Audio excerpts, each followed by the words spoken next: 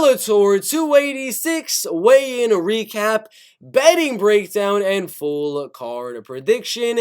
First fight of the night, we got Ricardo Seixas and Keone Diggs, and then we're going to go all the way to Patricio Pitbull taking on Adam Boric. Sorry about that, my vocabulary is not doing too good right now, but if you want all the bets, the official bets we will be making, DM me on Instagram, Bert_MMA with any questions, or click the link down below in the description for $2.99 a month, all of my MMA bets. Make sure to like the video, subscribe, and comment your favorite bets for this Bellator card. With all that being said, let's get into it. So the first one, Keone Diggs and Ricardo Seixas. I do believe the weigh-ins did look like Ricardo Seixas was the slightly bigger fighter when it comes to his frame. Obviously, Keone Diggs was a little bit of a taller opponent than Ricardo Seixas, but Ricardo was a little bit bigger in terms of the torso. But the bets remain the same for this fight. If you look at the odds, no, we're not doing anything with the money line whatsoever. There is no value at all in a Keone Diggs money line bet at minus 360. Are you kidding me? Do not money line, do not parlay Keone Diggs. Only bet to make would be Diggs by a submission, which is my prediction for that fight.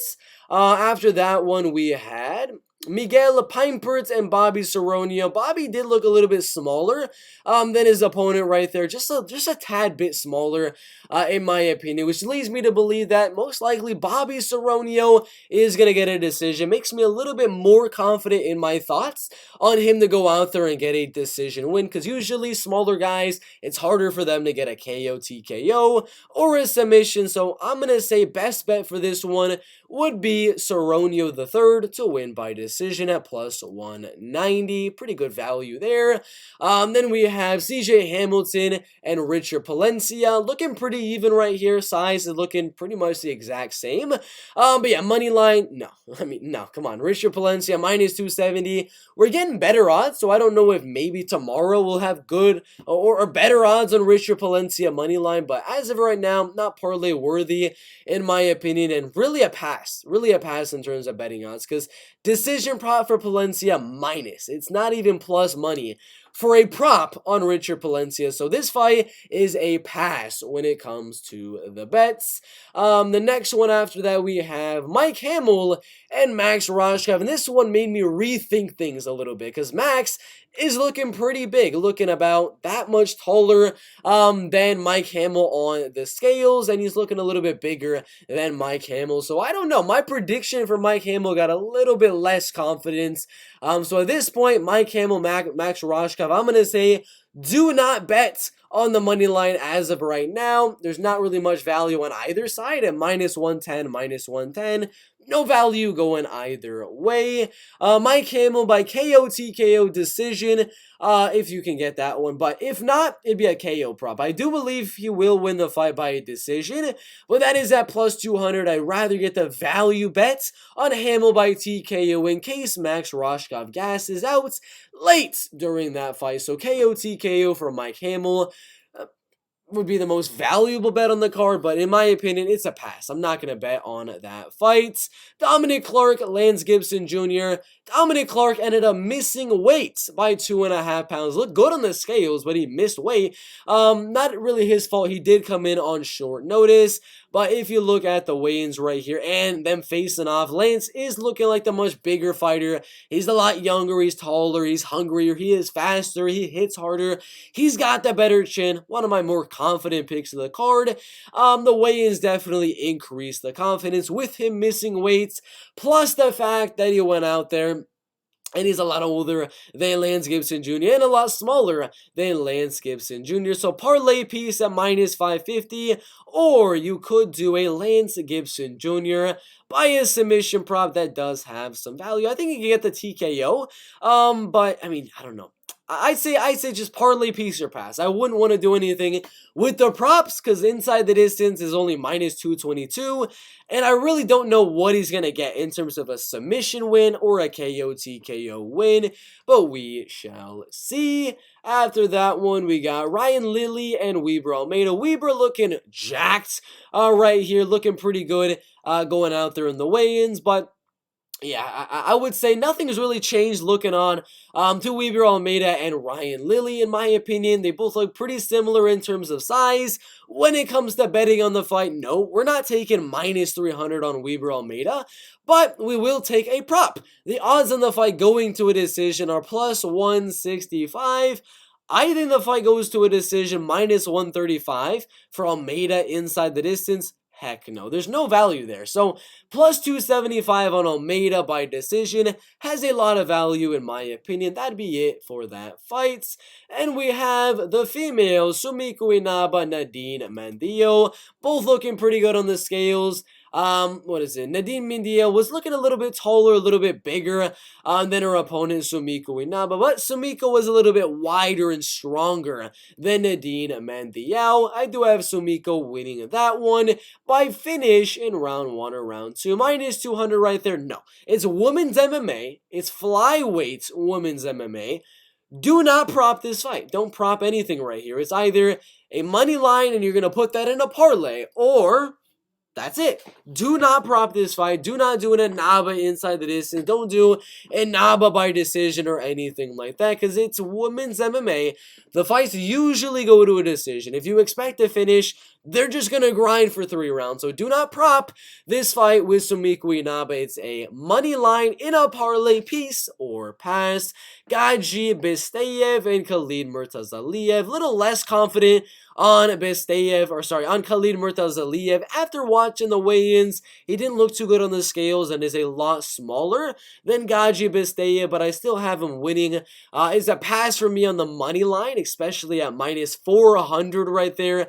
Absolutely ridiculous odds for Khalid Murtazaliev, but if there is a bet to make, it would be the value bet on Murtazaliev by KO TKO in round 1, round 2, something like that. Vladimir Tokov, JJ Wilson. JJ looking good on the scales, looking a lot bigger, a lot stronger than Vladimir Tokov. My prediction has gotten more confidence for JJ Wilson since the weigh-in, so if you can get a minus 110 or better, I believe that would be a valuable bet. If you don't want to do that one, you still can get plus 200 on JJ Wilson by decision, so Wilson by decision to double your money or do the money line. I feel pretty good on JJ Wilson, especially after watching the weigh-ins.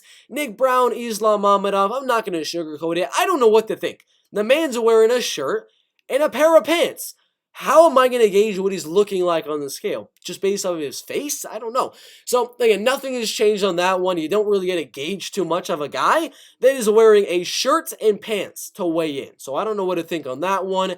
Not going to bet this fight in terms of the props because money line, maybe you could do a money line parlay, but the prop odds, Mamedov by decision, isn't even plus money. It's minus 110 right there. So, that's, I'm not going to be betting, but you could do a parlay. We go up to the parlay settings up here. Just for an example, you could do Islam Mamedov in a parlay with AJ McKee and maybe a Sumiko Inaba or maybe a Bobby Saronia or Lance Gibson Jr. Boom, you got plus 105 odds. That's all I would do with Islam Mamedov is parlay him with some other confident guys like AJ McKee or Lance Gibson Jr., but wouldn't do any prop bets for Islam Mamedov.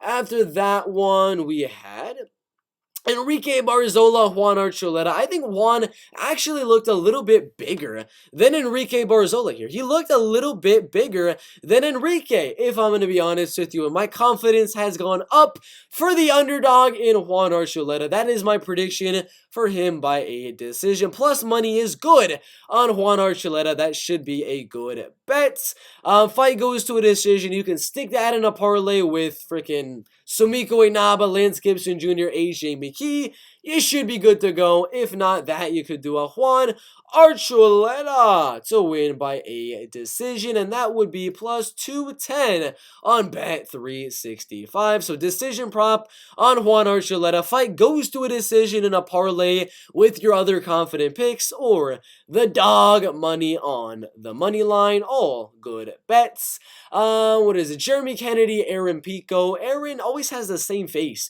when he goes out there to weigh in, so I never know what to think about him, but Jeremy did look a little bit taller, but he didn't look wider. Like his strength, his size in his chest and in his body didn't look bigger. It was just the height. That was pretty much it for the difference there. Prediction remains the same. Aaron Pico by knockout. And that'd be it. Aaron Pico by knockout is probably the only bet I would consider making in this fight with Aaron Pico as well as Jeremy Kennedy. But the odds you're going to get on Pico by knockout are plus 170. So maybe you could do a Pico in round 1 or round number 2 by KO TKO. We got plus 450 for a Pico round 1 knockout, plus 700 for a Pico round 2 knockout. So that'd be it. And parlay pieces, not anymore. I mean, the odds have gotten a lot worse since they originally were a few days ago. I mean, minus 490, I would consider putting that in a parlay. Minus 500 something, consider putting it on a parlay. But now, minus 700, I don't like it as a parlay piece anymore. He did miss weight as well. Spike Carleo was the only other guy to miss weights besides Dominic Clark, but he didn't look bad missing the weight, so nothing really to gauge off of that one. AJ McKee with a Snickers bar on the scale right here. Only bet to make, possibly a parlay piece for AJ McKee Jr. right there, or you do AJ McKee Jr. by a submission. Inside the distance, minus 215. Nah, I'd rather just do it on the submission. I don't think he gets a knockout here, but a submission bet on AJ McKee plus 150. I like it. I do like it in my opinion. So for this fight, McKee versus Carleo, parlay piece or a submission bet on AJ McKee. Main event time, Adam Boric looking a lot bigger than Patricio Pitbull right there. I don't care. I'm still feeling good about Patricio Pitbull, even though he looked a lot smaller than Adam Boric on the scales. It doesn't really matter too much. Odds to go to a decision are 50-50. Could go either way. I don't care. We're not doing decision props. We're not messing around with the overs and the unders and the KO props and the TKO props and the submission props or anything like that. We're gonna go down to Bet Online right here. I personally posted a bet for the channel members a few days ago at minus 135 to bet Patricio Pitbull scorecards no action. Few of the channel members ended up getting in on that bet. Now it's at minus 150, a little bit less value that you're going to get on Patricio Pitbull scorecards no action. But I still think it's got value. That is the bet to make in the main events.